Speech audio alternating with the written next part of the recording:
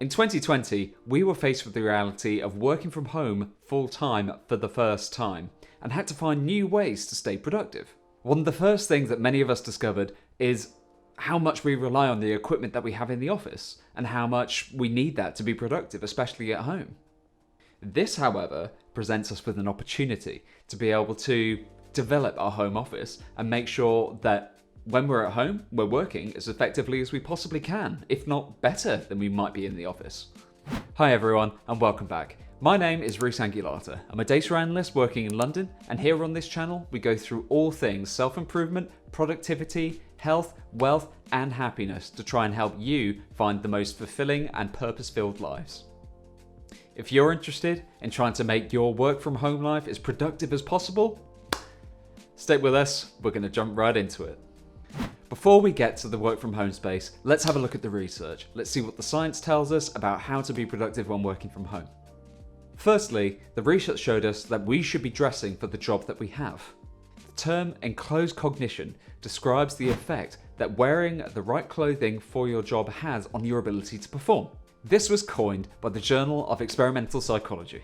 Their recommendations when working from home are to still dress for the job that you have, how you would dress as you went into the office.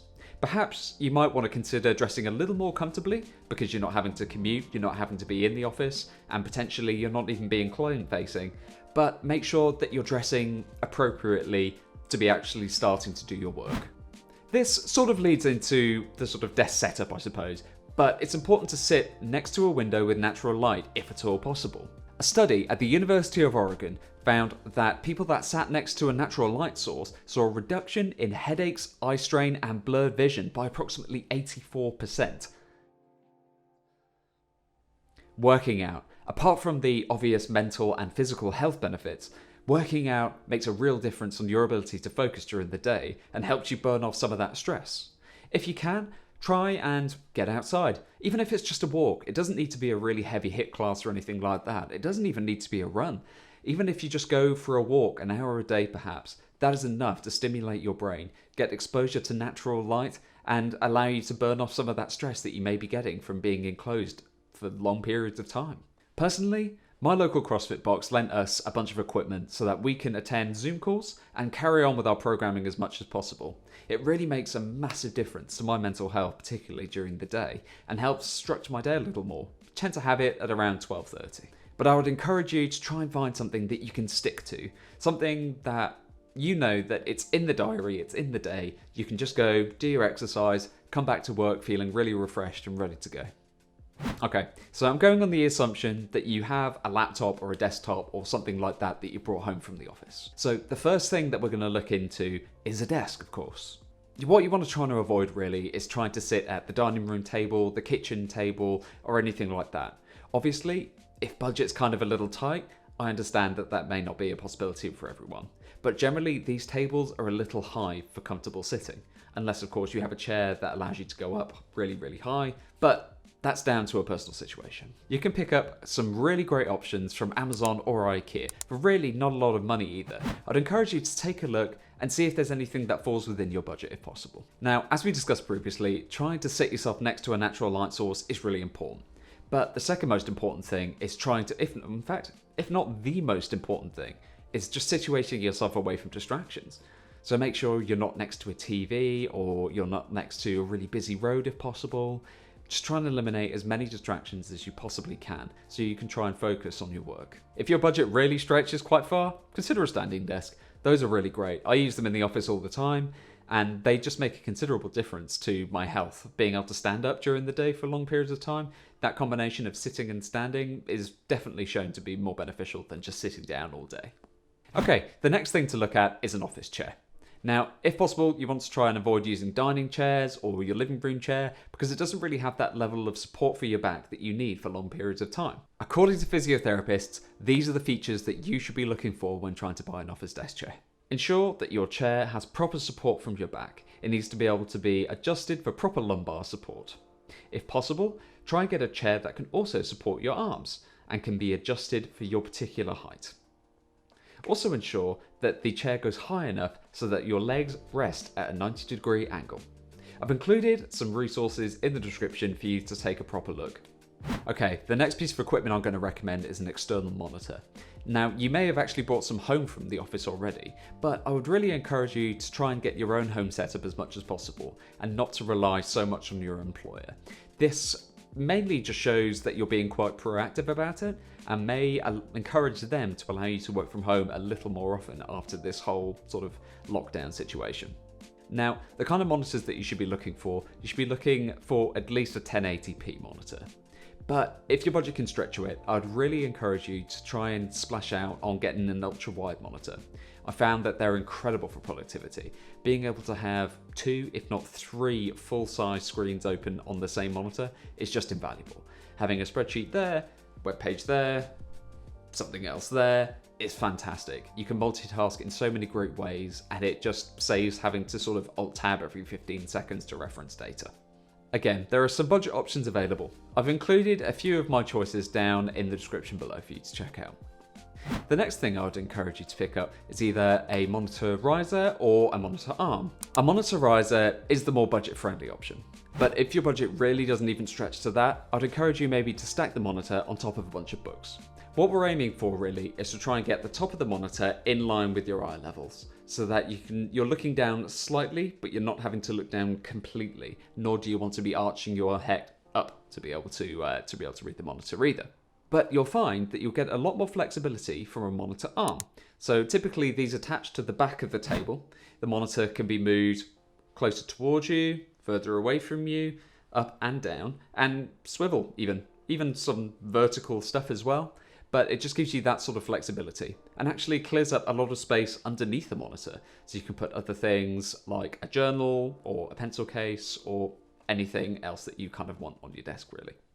The next thing I'm going to suggest is a USB adapter. Now, this absolutely is not a necessary purchase, but I find that it clears up the desk quite nicely and just removes unnecessary wires from your eyesight. I've kind of discussed it in one of my other videos about trying to stay focused and productive and blah, blah, blah. But having unnecessary distractions in your eyesight can be a bit of a hindrance. So having a USB adapter there just keeps all of the USB things that you have plugged into the laptop out of view.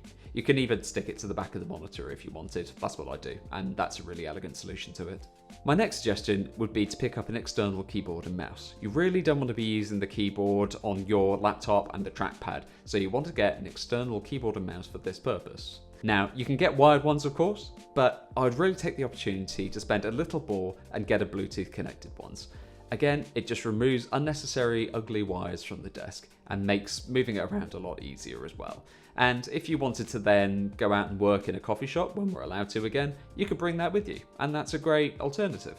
You can actually pick up a set of these for as little as £30 on Amazon. Some of the bigger brands like Logitech do have sort of back order issues, but look around, see what you can find. What you want to do, however, is make sure that the keyboard is full size.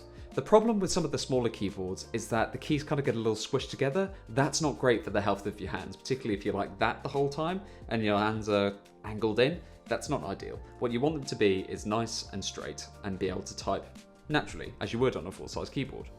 And then obviously you have the added benefit of having the numpad on the side, so you could use that for all of kind of calculations and whatever you need numpads for. Now, personally, I use the Logitech MX Keys and MX Master 3. Personally, I quite like these because of their minimalist design. The typing feel, it's quite comparable to a MacBook in many ways.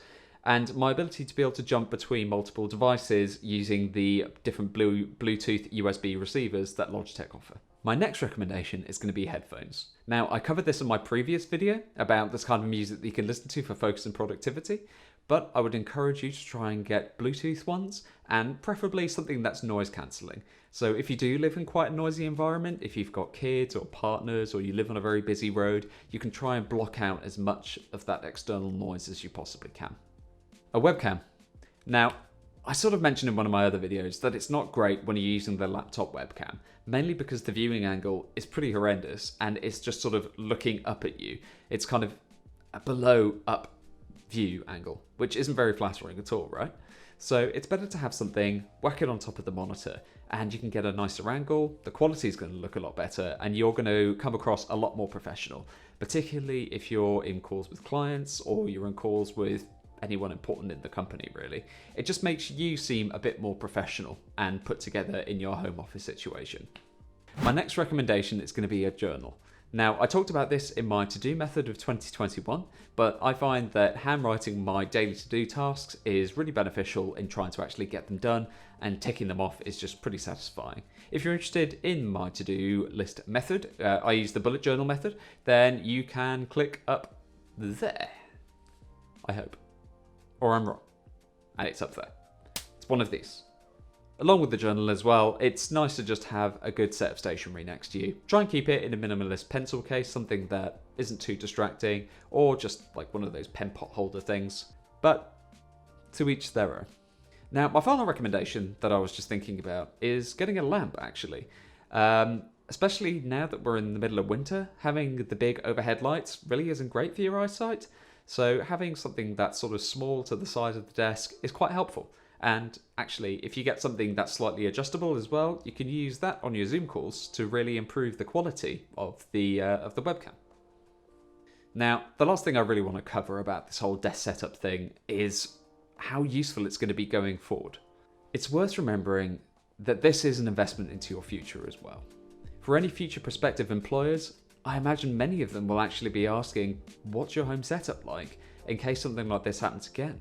And if the World Health Organization is to be believed, this is the first of many to come. Another benefit, of course, is if you decide you actually really like the home working situation and you approach your employer and ask if you could make it a bit more of a regular thing. If you're already set up at home, they're much more likely to agree to that. And that, guys, is everything from me. What do you think about all of my recommendations? Of course, I've left some of my favourite picks down in the description below, but I'd love to know your thoughts. How have you improved your home desk situation since working from home full time? Have you found that you actually have better equipment at home than you actually have in the office? I'd love to know your thoughts. Drop me a comment below. Let me know what you think of the video. I'd love to engage. As always, guys, if you could drop me a like, I'd really appreciate that. And if you've been enjoying these videos, please click that subscribe button. I upload a new video every Monday at 9 AM GMT. But that's everything. I've been Rhys Angulatta, and I'll see you guys next week. Ta-ra!